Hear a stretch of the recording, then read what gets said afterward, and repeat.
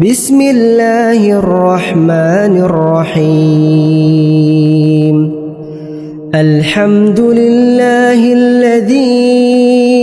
أنزل على عبده الكتاب ولم يجعل له عوجا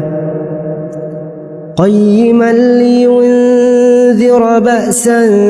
شديدا من لدنه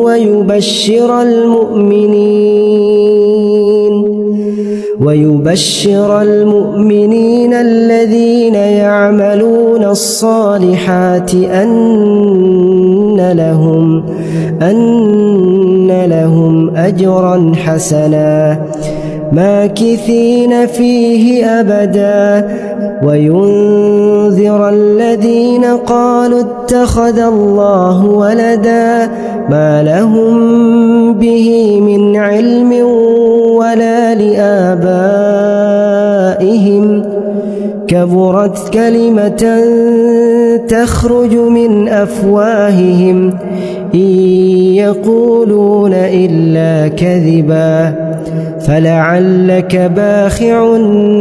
نفسك على آثارهم إن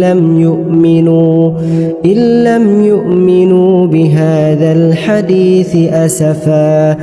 إنا جعلنا ما على الأرض زينة لها لنبلوهم أيهم أحسن عملا وإنا لجاعلون ما عليها صعيدا جرزا أم حسبت أن أصحاب الكهف والرقيم كانوا من آياتنا عجبا إذ أوى الفتية إلى الكهف فقالوا ربنا آتنا من لدنك رحمة وهيئ لنا من أمرنا رشدا.